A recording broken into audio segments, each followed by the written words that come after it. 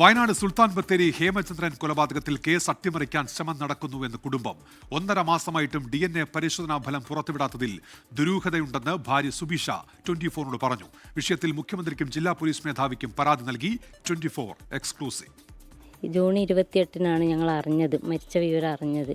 അത് കഴിഞ്ഞ് 45 ദിവസമായിട്ട് ഇതുവരെ ബോഡി ഞങ്ങൾക്ക് കിട്ടിയിട്ടില്ല. DNA ടെസ്റ്റ് വന്നിട്ടില്ല.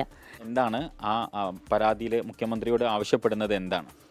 ഞങ്ങൾക്ക് ബോഡി കിട്ടണം, കിട്ടി കർമ്മങ്ങളൊക്കെ കഴിക്കണം. നൗഷാദിൻ്റെ ഞങ്ങൾക്ക് പേടിയുണ്ട്, ഇത് എന്തുകൊണ്ടാണ് വരാത്തത് എന്നുള്ളത്. അവർ എന്താ ഇതിൽ ഒത്തുകളിക്കുന്നതെന്ന് അറിയില്ല. ഷഹദ് റഹ്മാൻ ഇപ്പോൾ ചേരുന്നുണ്ട്. ഷഹദ്, ഈ DNA പരിശോധനാ ഫലം എന്തുകൊണ്ട് ഇത്ര വൈകുന്നു? എന്തൊക്കെയാണ് ഇപ്പോൾ ഭാര്യ ഉന്നയിക്കുന്ന കാര്യങ്ങൾ?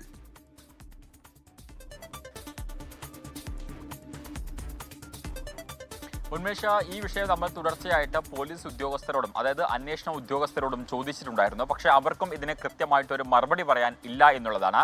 കാരണം കണ്ണൂർ ലാബിലാണ് ഈ DNA പരിശോധന നടക്കുന്നത്. അവിടെ നിന്നുമാണ് ഈ ഫലം പുറത്തു വരേണ്ടത്. പക്ഷേ അത് ഇതുവരെ വന്നിട്ടില്ല. ഈ കുടുംബം ആരോപിക്കുന്നത് പോലെ ഈ DNAക്കുള്ള സാമ്പിൾ ശേഖരിച്ചിട്ട് തന്നെ 1 മാസം പിന്നിടുകയാണ്. എന്നിട്ടും ഈ പരിശോധനാ ഫലം പുറത്തു വന്നില്ല. അതുകൊണ്ടാണ് ഇപ്പോൾ കുടുംബം ഇത്തരമൊരു ആശങ്ക പങ്കുവെച്ച് മുഖ്യമന്ത്രിക്കും ഒപ്പം തന്നെ ജില്ലാ പോലീസ് മേധാവിക്കും പരാതി നൽകിയിട്ടുള്ളത്. കുടുംബത്തെ സംബന്ധിച്ചിടത്തോളം ഭർത്താവ് മരിച്ചു, ആ ഭാര്യയെ സംബന്ധിച്ചിടത്തോളം ഭർത്താവ് മരിച്ചു. മൃതദേഹം ഇപ്പോഴും കോഴിക്കോട് മെഡിക്കൽ കോളേജ് ആശുപത്രിയിൽ സൂക്ഷിച്ചിരിക്കുകയാണ്. അപ്പോൾ ആ മൃതദേഹം എത്രയും വേഗം വിട്ടുകിട്ടണം. തുടർന്ന് അവർക്ക് അവരുടെ മതാചാര പ്രകാരമുള്ള ചടങ്ങുകൾ നടത്തണം എന്നൊരാവശ്യമാണ് പ്രധാനമായിട്ടും മുന്നോട്ട് വെക്കുന്നത്. ഒപ്പം തന്നെ ഈ പ്രതിയായിട്ടുള്ള നൗഷാദിന് ഉന്നത സ്വാധീനമുണ്ടെന്നും വലിയ പണമുള്ള ആളാണെന്നും അതുകൊണ്ട് ഈ കേസ് അട്ടിമറിക്കാൻ നൗഷാദിന്റെ നേതൃത്വത്തിൽ ശ്രമം നടത്തുന്നുണ്ട് എന്ന ഗുരുതരമായിട്ടുള്ള ഒരു ആരോപണം കൂടിയാണ് ഈ കുടുംബം മുന്നോട്ട് വെക്കുന്നത്.